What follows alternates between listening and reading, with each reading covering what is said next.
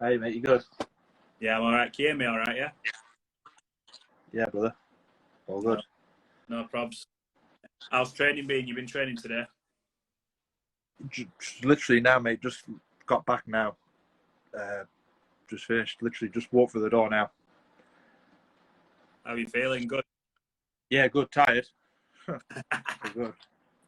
What's it going to be like over Christmas for you then? Are you on a particular diet or regime where you've got to watch what you eat, or because you're obviously a heavyweight, you I'm can... training all the way up to tomorrow's my last training session. Then I got like Christmas Eve, Christmas Day, and Boxing Day off. Then I'm back in on the 27th. That's not So too bad. So I got 3 days off. But I got to be sensible because I can do some damage in 3 days. Oh, Jesus. I'm going to do damage. Yeah. Be a mad one. Yeah.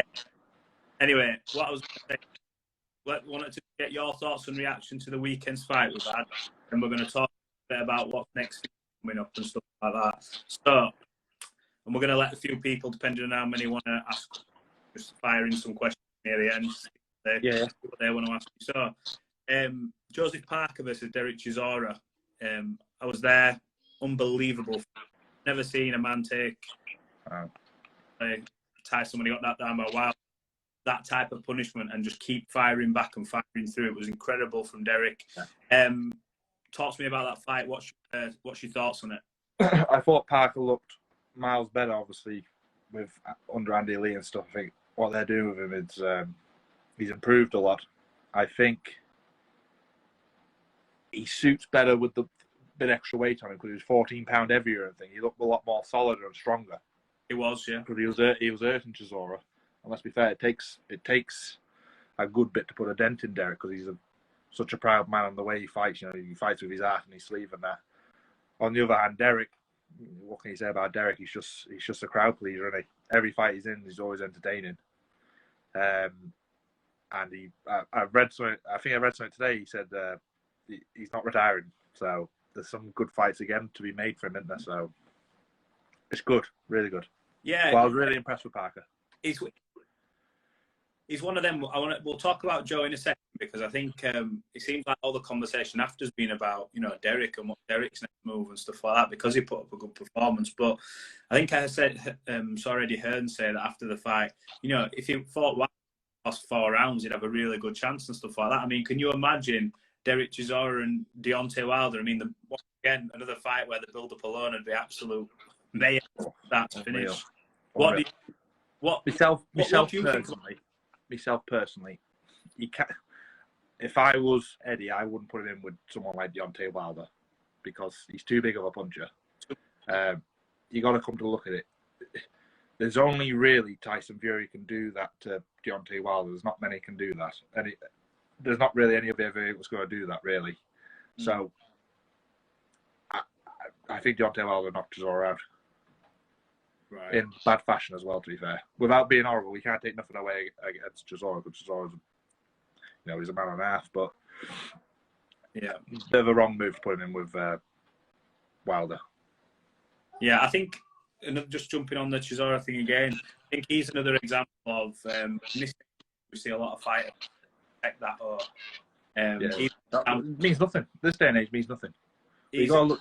Chisora's been involved in some massive fights. Once he lost 10, 11 fights, 12 or something like that. So it just comes to show you you can't listen to that oh shit. It is what it is. You're gonna get beat. Some you win, some you lose.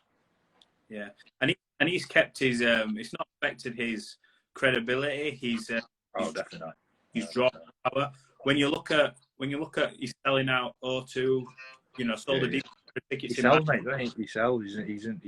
He's always entertaining in the ring and out the ring. You just don't know what's going to turn up with him. Is the thing. Yeah, he's unpredictable. You don't know if he's going to throw a chair at you. You just don't know what he's going to do.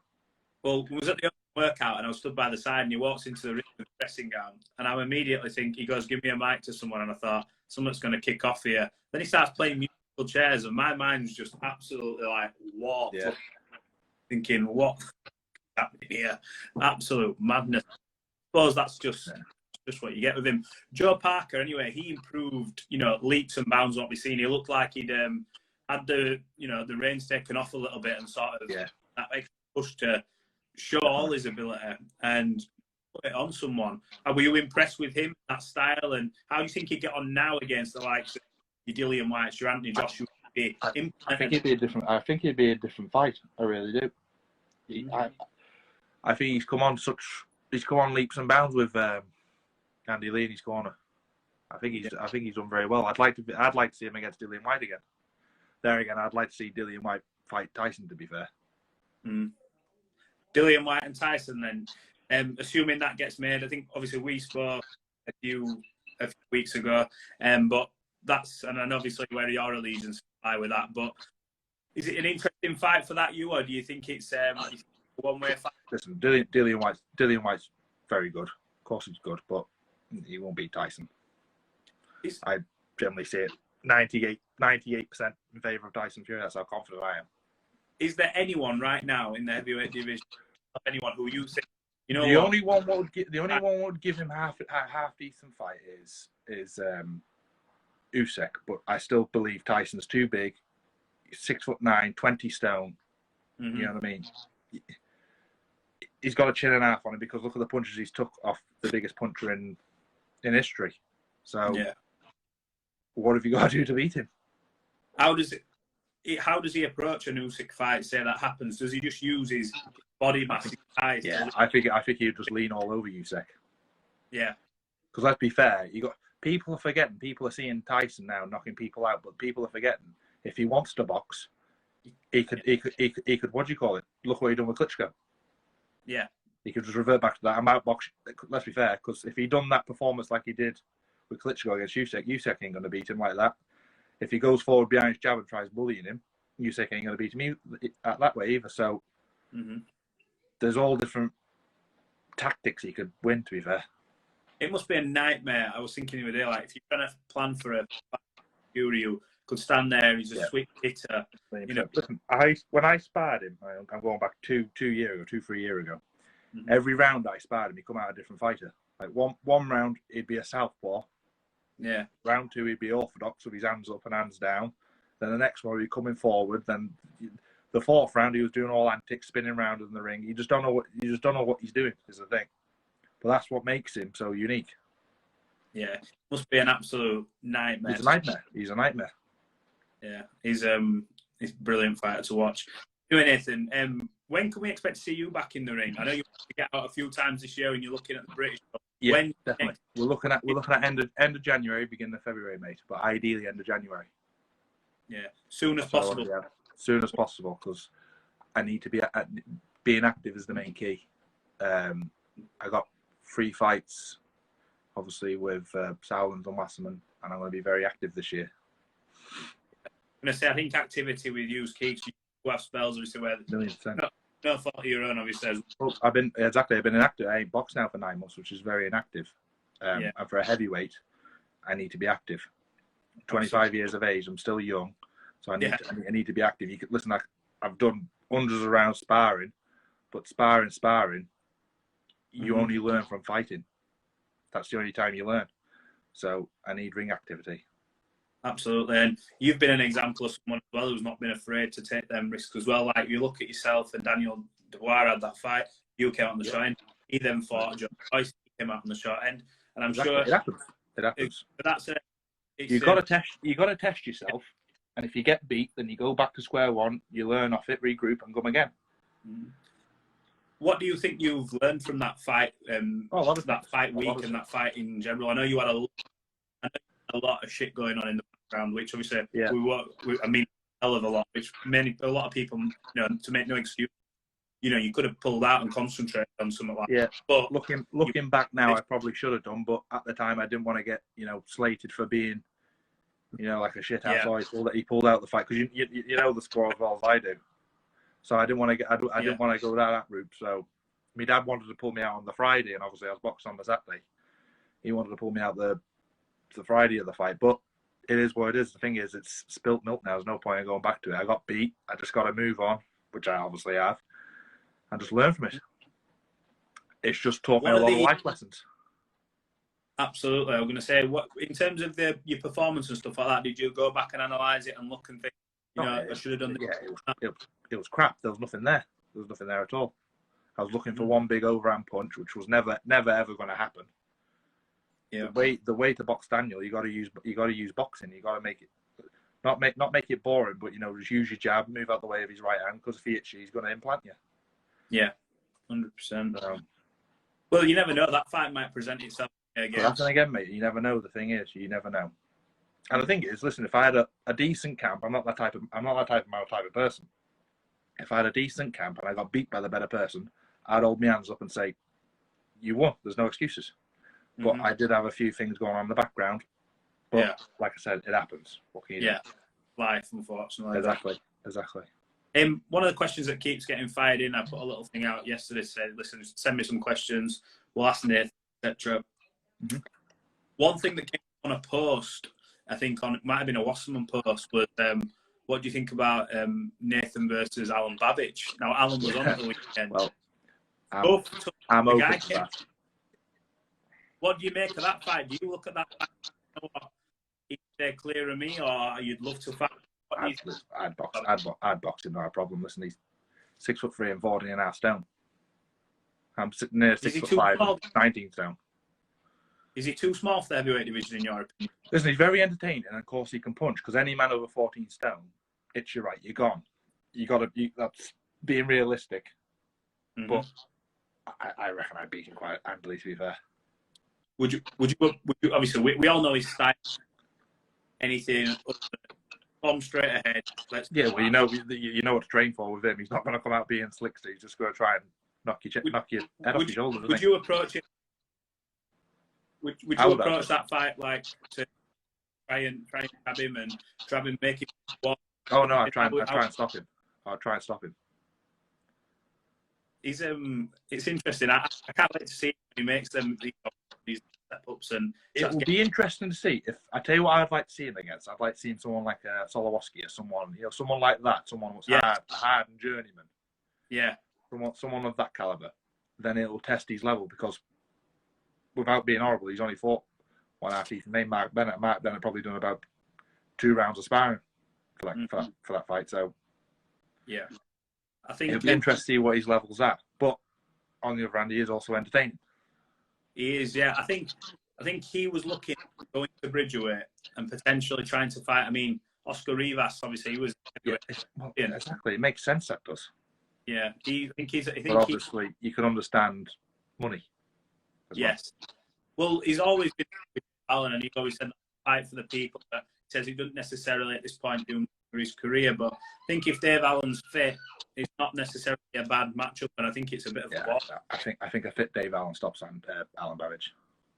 Yeah, so even now after all time out against whoever he's fought. Yeah, if he's on form and it's how Dave should be, he stops Alan Babbage.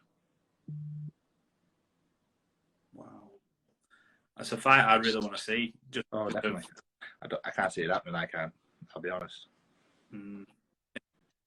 It'll be interesting about next year, depending on what happens, and if Dave's in that place of my fight, it'll be interesting. Another question that keeps coming through, obviously, you get the Fabio Wardley one all the time. I take it that might not be next, but it might be the one after next. If you probably make it. Yeah, I won't say it won't be next, because I need less fair. I've been out of the ring. No, yeah. 9 months coming up. I need to get back into the ring first and get a fight under my belt.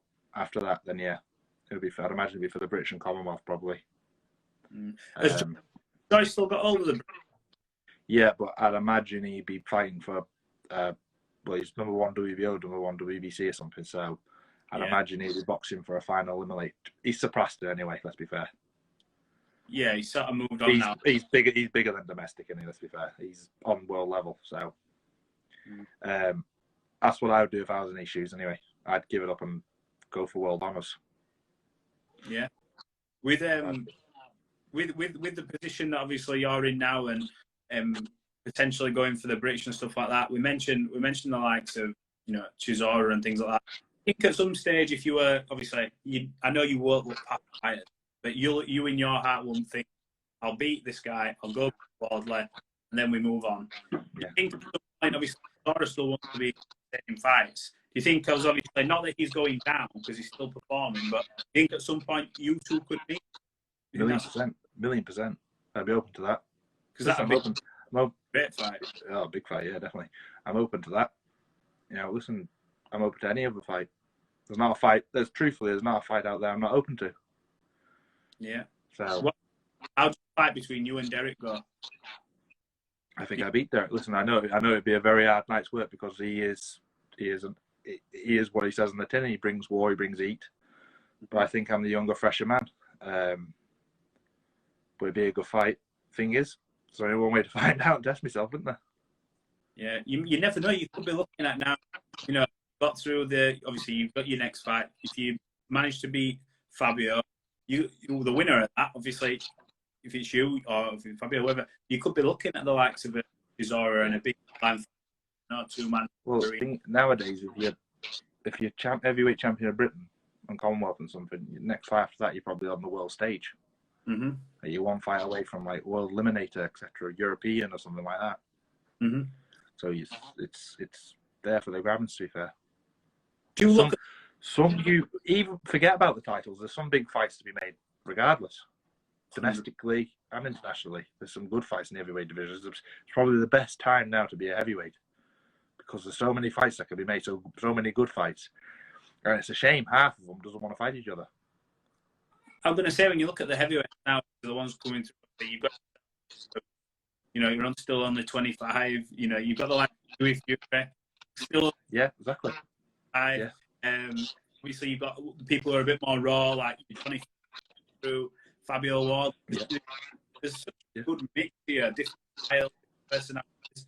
Is it good to be a part of that when maybe if you don't get a chance at a world title in years, that you've still got big fights, big. 1,000,000%. Such a good crop of heavyweights around now. It's probably the best it's ever been, especially for Britain, because we're leading the way. 100%. How do you think, in terms of yourself levels, when do you think you'll be ready to make that step? In your head, do you believe that say you'd be ready to take? Of course, but realistically, you got to be like I said, you got to be tested. Mm-hmm. You got to be. If when the British Commonwealth title, you fight Chisoras or someone you know what's been around and knows the game. You beat them, then you can say you're worthy of boxing for a world title and stuff. There's no point in running before you can crawl, anyway. In my opinion, because you just end up falling short. Just respond to this question. Ralph's 97. When's the next fight? I think it's January, end of January. Isn't it, Nathan? Yeah, January, Ralph. Brilliant. Well, it should be interesting times. I mean, I'm hoping that there's going to be no stupid restrictions coming and absolutely ruin it. Well, fingers crossed. By the sounds of it, isn't sounding too good, is it? But who knows? I think we're going to potentially be looking at February, from what I've heard, maybe for the start of boxing to kick off again, which is bloody annoying. We've just had a good event in Manchester. All the fans. The thing is, we're taking one step forward and 100 steps back. It's bad, isn't it? But what can we do? We're all in the same boats, I think. We are. Everyone in the same boat, whether you're a professional boxer or who's just at home doing something. We're all in the same boat. Yeah, we all need to earn a living, is the thing. Yeah, and I'm going to say, when you think boxing has last year, how it's affected the way some fights have gone. Do you believe, for example, we say like Josh Watson get beat by Lara, and we see underwhelming performance. Do you believe that the crowd genuinely affected? Truthfully, I've boxed twice now where there's no crowd, and it's not the same. It's just like a glorified. Obviously, you can't look at it that way, but it's like a glorified sparring session. Yeah, because there's nothing there. It's a weird one. Is it hard to get up for? I know that's hard. Like I say, no, you got to get up for it, obviously, because you know what's happening. Because you get punched in the face, it's soon waking you up, but. It's a weird one. Like you hear the least little thing, you hear the commentators talking about you. You hear stupid things what you normally don't hear. Yeah. Yeah. Can you imagine though? You're punching and you think you've done something good, and you hear a commentator. Maybe that's the thing. Yeah. Well, like I remember when I my first comeback fight when I boxed Larty, I think he hit me with a hook or a jab, I can't wherever it was, and I heard the commentator say, "Oh, and that was a good hook by Larty." But in my mind, I I didn't feel a thing, so I was thinking, well, must have been a good punch he hit me with. So it made it like 10 times worse than what it was. Yeah. I'm gonna say I've been in not an arena shows, but I did a few of the MTK shows through lockdown. The great shows, unbelievable fights, but it is a bit eerie. The atmosphere, people are literally like, you can hear every shot. That's the only good thing, you can hear every punch. Oh yeah, you definitely can hear it. But to be fair, you could hear it sat in the full crowd doing each other that hard. Incredible. Yeah. Moving on. Birdie. Oh, have you got a few? Have you got a few people? Power man, yeah, John Bird. Big shout out to John Bird. Big shout out to John Bird. If any of you want to put any questions in for Nathan, feel free to just comments now, and we'll ask before he gets off. So let us know. Right, yeah. So it looks like, I think they've was speaking to Dillian Whyte last night, and they were saying that the split they're looking at for, let's close these down. The split they were looking at for, I think, Dillian and Tyson was quite heavily, obviously, Tyson's favour and stuff like that. So it should be. Yeah, I know. Obviously, it looks like they're trying to clamour for more of a even split, I would say. Do you think, if you look at figures like 80-20 and 90-10, do you think that sort of thing's fair in Tyson's favour? Well, he is the champion on one hand. You know what I mean? Look at the performances he's just done. Three back-to-back wins over Deontay Wilder. Yeah.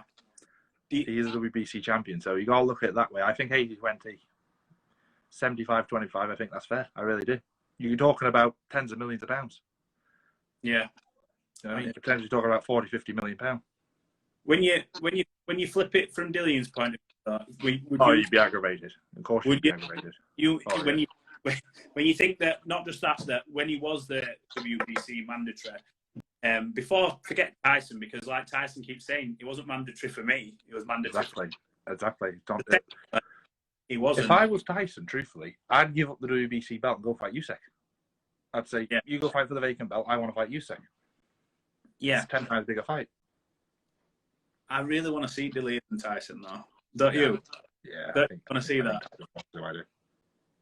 I think it's difficult, because if you think about Tyson now, when you talk about the mountains in boxing and what you achieve, he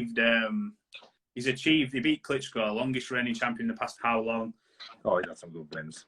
Did it in Dusseldorf, came back from everything that he went through and ended up beating Deontay Wilder, who everything was the most lethal thing. Everyone wrote him off. I can remember at the time I was sparring Chisora for. I was in camp with Chisora when he was fighting Dillian Whyte #2. Yeah. So I think it was the first fight. I could be wrong. I think it was the first fight David A was looking after him. Yeah. And I can remember in the gym you saying, "Oh, I reckon Deontay Wilder will knock him out in 1 or 2 rounds and blah blah blah, this that." You know, I've never been hit so hard in my life. You're saying, I said, David, I said, trust me. I said, I'd have a bet. I said, there's no will knock Tyson Fury out 1 or 2 rounds. I said, he will beat Deontay Wilder, which he got the draw, but he should have won. We all knew he won that fight. I knew, because when I first seen him in the gym, like sparring and things, I thought, you gifted. Yeah, even when he had the 20+ stone, there were fighters coming out saying, we've just had a move around with him, and they're like bamboozled how he's moving. Including myself. He was 23 stone when I sparred him, and he moved like a welterweight. Madness, that. He sparred Lucas Brown for his first. I was there when his first spar back. He sparred Lucas Brown. Lucas Brown was getting ready for Dillian. Getting ready for Dillian Whyte. About 3 weeks away, so he was in, fit as a fiddle. Tyson walked through the gym door about 24, 25 stone, and he wrecked Lucas Brown. Yeah, it's played with him. Literally played with him. Yeah, not many people, I think, in terms of weight and stuff, can go up and down like what he does. And 24 or 5 stone, just Lucas Brown never even laid a glove on him. It's absolutely madness, isn't it? We were talking about tops and stuff like that, so obviously that, and then he Wilder. If for him now, is there anything left? Does he need that? I don't think he even cares if he's officially called undisputed, because he's got all the. He's won them all. He's won them all technically, anyway. So. Yeah. So he's fighting just because that's right. He doesn't need money. He doesn't need fame. He's got more money than he could ever count. He's got his life back on track, which is more important than anything. Money comes and goes, but You know, your life at the end of the day. Mm-hmm. So what more can he possibly do? 1 second. You're on Man 86. I've just asked Nathan about Nathan. I've asked Nathan about his next fights. I've asked Nathan about who he's fighting next, just to let you know in case you come out and join. Is he another one? Is he one of yours? No, bro. No.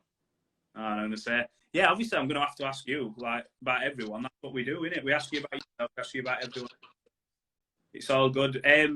But yeah, you're looking forward to getting now, aren't you? You must be just like ready to go because of how long period Definitely. like that. Definitely. All I need is to get momentum back and then just keep on going. Really, that's the main thing. Absolutely. Look, I'm looking forward to seeing you back. You said before COVID and boxing was on no restrictions and all this bullshit. Now obviously you were in big fights with Dubois and getting a push, and it'd be good to see you now under Wasserman again, getting a push and getting. So obviously now with the backing with Wasserman and stuff, so some big fights to be made because they got the huge behind them, haven't they? Sauerland's behind him as well. Exactly, the Sauerlands and Wasserman together. You know, it's unlimited what they can do potentially. So it's going to be interesting. Absolutely. Well, look, Nathan, it's been good to catch up with you again. I'm hoping we can do it hopefully on a fight night, or a fight week. 100%. But 100%.